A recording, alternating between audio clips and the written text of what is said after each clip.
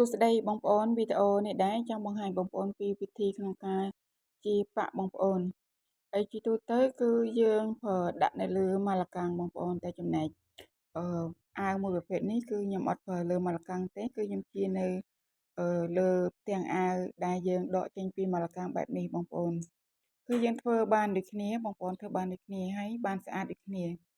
ជាប្រភេទអីវ៉ាន់ភ្ញៀវបងប្អូនដែលគាត់នឹងត្រូវពាក់កម្មវិធីកូនប្រុសស្រីរបស់គាត់គឺគាត់មានដូចជាគូ4ឈុតបងប្អូនពណ៌មាសហើយនិងពណ៌មង្ឃុត2ឈុតទៀតបងប្អូនការប៉ានប៉ាក់នៅលើអាវគឺយើងប្រើម៉ាឡាកាំងតែចំណែកខ្ញុំអាវមួយពេលនេះគឺយើងដកមកដាក់បែបនេះបានដូចគ្នាបងប្អូន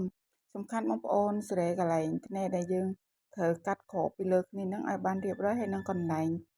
ដងហ្នឹងបងប្អូនធ្វើម៉េចកុំឲ្យវាតាំងសាច់ប៉ាក់ហើយនឹងធូរសាច់អាវយើងត្រូវលៃបងប្អូនសំខាន់ការធ្វើជាក់ស្ដែងបងប្អូនត្រូវលៃសាច់ទាំងអាវហើយនឹងប៉ាក់នឹងឲ្យវាស្រួលទៅតាមគ្នាកុំឲ្យវាតាំងខាងក្នុងលៃឲ្យបានរៀបរយទាំងក្នុងនិងក្រៅយើងធ្វើបែបនេះគឺប្រភេទប៉ាក់យើងវាអត់ផ្ទៀងផ្ទួងទេការប៉ាន់ប៉ាក់គឺសំខាន់ណាបងប្អូនចំណុចសំខាន់ជាងគេគឺកន្លែងដងនឹងតែម្ដងបងប្អូនបើសិនជាបងប្អូនកាត់ជាអត់បានស្អាតទេប្រភេទប៉ាក់ដែលយើងធ្វើចេញទៅវាមើលទៅគឺឃើញធ្នេរអត់ស្អាតទេណាបងប្អូនការងារប្រភេទនេះគឺយើងត្រូវមានតិចនិចមួយដែរបងប្អូនតិចនិចក្នុងការធ្វើក្នុងការកាត់ឬក៏ដេរនេះគឺសំខាន់សម្រាប់ជាងដេរបំផុតការលូកដៃបែបនេះគឺនឹងខ្ញុំរកទម្រង់នៃដងអាវដើម្បីកុំឲ្យវាសើសាច់ប៉ាក់ហើយនឹងសើសាច់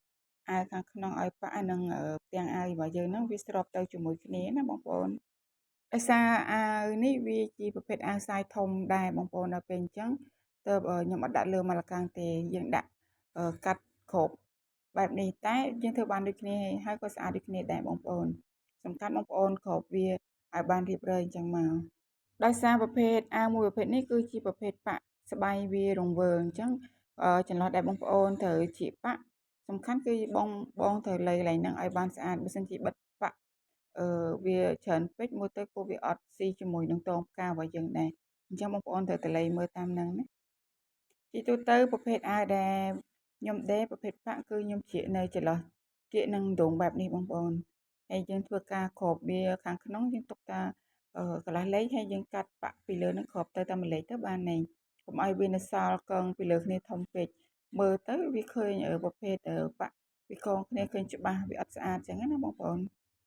សម្រាប់បងដែលចង់ចេះចំណេះជំនាញប្រភេទកាត់ដេរបងអាចតាមដានវីដេអូបងប្អូនបានខ្ញុំនឹងបង្ហាញបងប្អូនពីវិធីក្នុងការដេរនិងការចាប់ម៉ូតឬក៏កាត់ពុម្ពអាវតទៀតដើម្បីឲ្យបងដែលគាត់ស្រឡាញ់លើវិស័យកាត់ដេរបានចេះចំណេះជំនាញនេះខ្លះដែរ